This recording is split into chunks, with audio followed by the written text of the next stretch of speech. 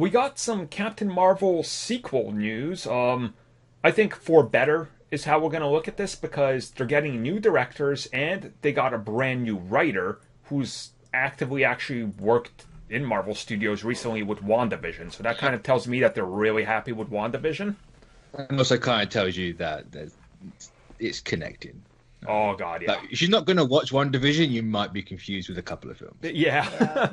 Well, I mean, WandaVision has her best friend's child all grown up. He might have her best friend, I don't know, has sword in it. It's like, there's a lot of pieces in WandaVision, so clear as day, I think these pieces gotta fall into place with something, and Captain Marvel 2 would kind of make sense because Feige said multiple times that's one of the most important characters in the MCU. It's like, well, yeah, I guess kind of, yeah.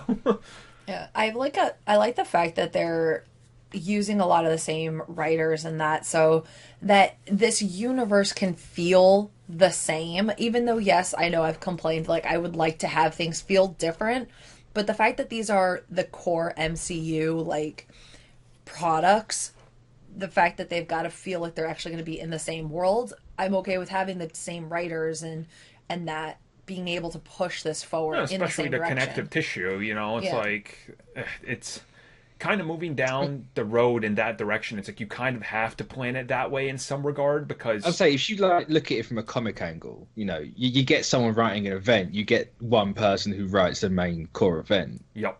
And it's like, with this, you had the Russos and Marcus and McPhee do the Captain America arc. So if you're going to take different, like the route of different arcs, then you can have one person write multiple different things. Exactly. But like that one through line feels the same and it all makes sense. So you can keep continuity a bit tighter than they have been, but Now, it should be interesting, especially if they do like multiple of them. oh, definitely, which gets me excited, to see what they do with it. The other interesting piece was obviously they're replacing the directors, which was a combo before. They had a male and female director, due to Husband first. and wife, yeah. Yep.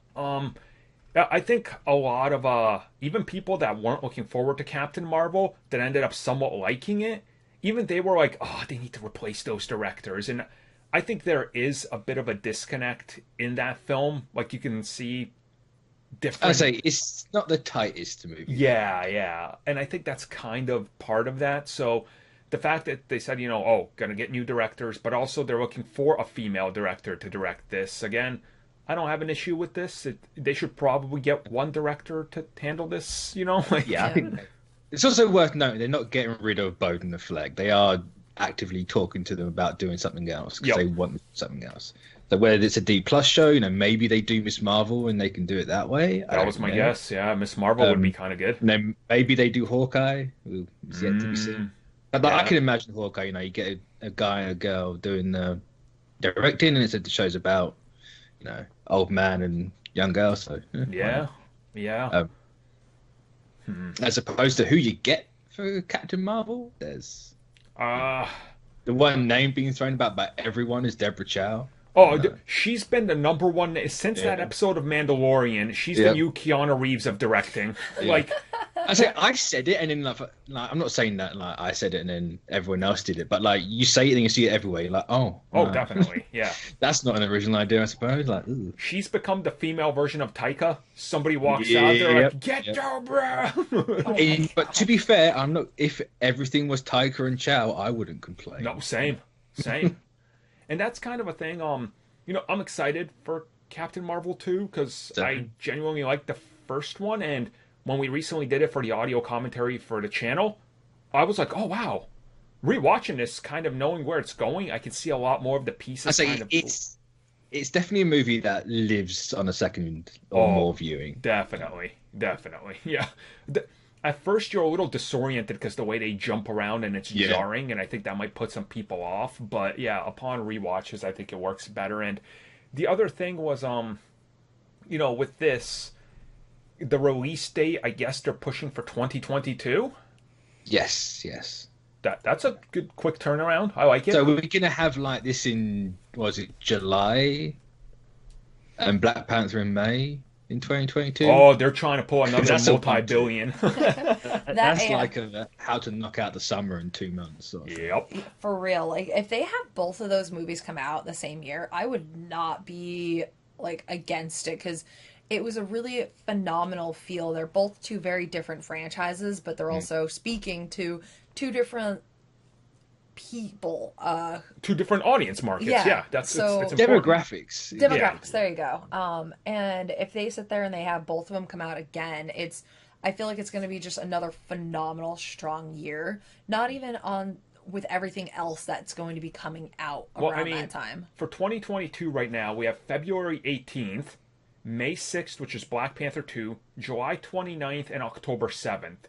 I think October, we've collectively agreed that's probably Deadpool. Yeah, that was Deadpool. No, they're not going to put this in February. Definitely not. I think after the first one, it's definitely going to be more in the summer. So I think it's like say Ant-Man 3. Is that February date? Yeah. Dude, 2022 sounds goddamn incredible. It's pretty stacked. Ooh, what a year. But yeah, I'm excited. Like, a lot of people that were like, why didn't they confirm Captain Marvel 2 last year? They did. Feige literally stood on stage and said, and we're working on Black Panther and Captain Marvel sequels. But it's like, because of the fact that they didn't put their logos up and things like that, it's like, guys, you have to realize they're trying to push things you haven't seen right now more than what you have seen. All these people, the song constantly playing, you spin this story right round. Constantly, just spin the story in a negative direction. But in fairness, how do you know they're working on it if there's no logo?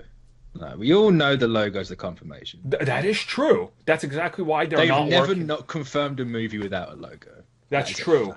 That is a fact. That is a fact. Apart from Black Widow, but that's the exception that proves the rule. We'll get back to more Captain Marvel 2 when we know more. I'm assuming if they're aiming for that 2022, we're going to start hearing some details probably mid this year, and then rolling into obviously 2021 would be when they start production. So we'll see how that goes. So thank you for taking the time to watch that video. If you guys would like more content that we offer here for channel members, which you guys can check out in the little join button down below, we do offer additional content, such as exclusive podcasts and topic discussions, our gaming podcast, Star Wars TV series reviews, Marvel show reviews, DC Universe and CW reviews. We offer personal vlogs, backlog reviews of TV shows and movies, video game topics, and Q&As. And of course, in one of our best tiers, we offer audio commentaries on TV shows and movies, along with a bunch of other stuff you guys can check out just by clicking that join button and seeing what is on offer.